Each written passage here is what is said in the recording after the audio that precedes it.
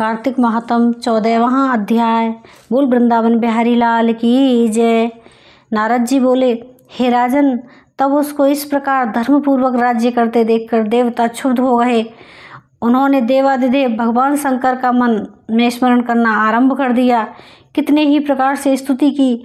तब भक्तों की कामना पूर्ण करने वाले भगवान शंकर ने नारद जी को बुलाकर देव कार्य करने की इच्छा से उनको देवपुरी भेजा।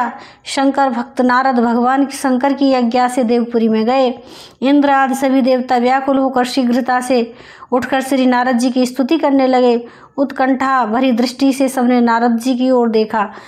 अपने सब दुखों को कहकर उन्हें नाश करने की प्रार्थना की। नारद जी ने कहा, मैं सब कुछ जानता हूँ, इसके लिए अब मैं दैत्यराज जलंधर के पास जा रहा हूँ। ऐसा कहकर देवताओं को आश्वासित कर श्री नारद जी जलंधर की सभा में आए। जलंधर ने श्री नारद जी के चरणों की पूजा कर हंसते हुए कहा, हे ब्राह्मण, कहिए आप कहाँ से आ रहे हैं और कहाँ कहाँ पर आपने क्या क्या देखा है, यहाँ कैसे आए। मेरे योग्य जो सेवा हो उसके लिए मुझे आज्ञा कीजिए। जलंधर के इस प्रकार के वचन सुनकर नारद जी बोले, हे दानवराज महाबुद्धिमान जलंधर, तुम धन्य हो, क्योंकि इस समय सब रत्नों के भोक्ता एक तुम ही हो। हे दैत्य श्रेष्ठ, अब आप मेरे आगमन के कारण सुनिए, जिसके लिए मैं आज यहाँ आया हूँ। हे दैत्यराज, मैं स्वेच्छा से कैलाश पर्वत गया था, जहाँ 10,000 योजनों के कल्प वृक्ष का घना वन है। वहाँ पर मैंने सैकड़ों कामधेनुओं को विचरते हुए देखा तथा यह देखा कि वह वन चिंतामणि से प्रकाशित परम दिव्य अद्भुत और सब स्वर्णमय है। मैं वहाँ पार्वती के साथ स्थित शंकर को भी देखा, तो सर्वांग सुंदर गौरवर्ण त्रिनेत्र और मस्तक पर चंद्रमा धारण किए हुए हैं। यह देखकर मुझे बड़ा आश्चर्य हुआ। इनके समान समृद्धशाली त्रिलोकी में कोई और है या नहीं। हे दैत्यराज, उसी समय मुझे तुम्हारी भी समृद्धि का स्मरण हो आया और उसे देखने की इच्छा से मैं तुम्हारे पास चला आया हूँ।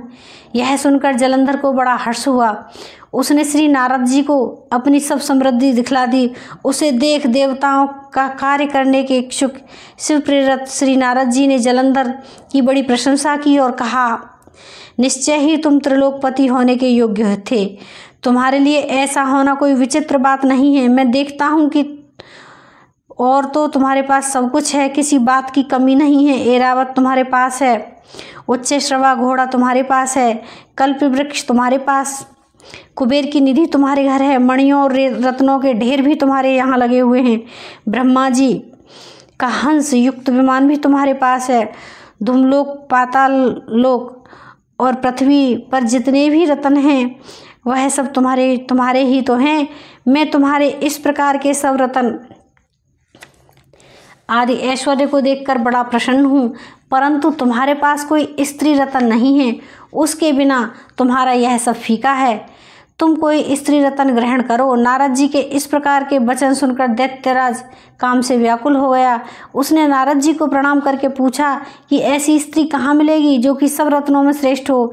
यदि ऐसा रत्न कहीं मिले तो मैं आपकी आज्ञा से उसे अवश्य लेकर आऊँगा। नारद जी ने कहा, ऐसा रत्न तो कैलाश पर्वत पर योगी शंकर के पास ही है। उनकी सर्वांग सुंदर पत्नी देवी पार्वती बहुत ही मनोहर है। उसके समान सुंदरी मैंने आज तक नहीं देखी। शंकर से बढ़कर समृद्धिमान कोई दूसरा नहीं है। उसके इस रत्न की महिमा तीनों लोकों में कहीं पर भी तो नहीं है। तीनों लोक में कहीं पर भी नहीं है। तभी तो परम विरक्त आत्माराम शंकर भी उसके वश में हो गए हैं। देवर्षि नारद उस दैत्य से ऐसा कहकर कार्य करने की इच्छा से आकाश मार्ग को चले गए। बोल वृंदावन बिहारी लाल की जय।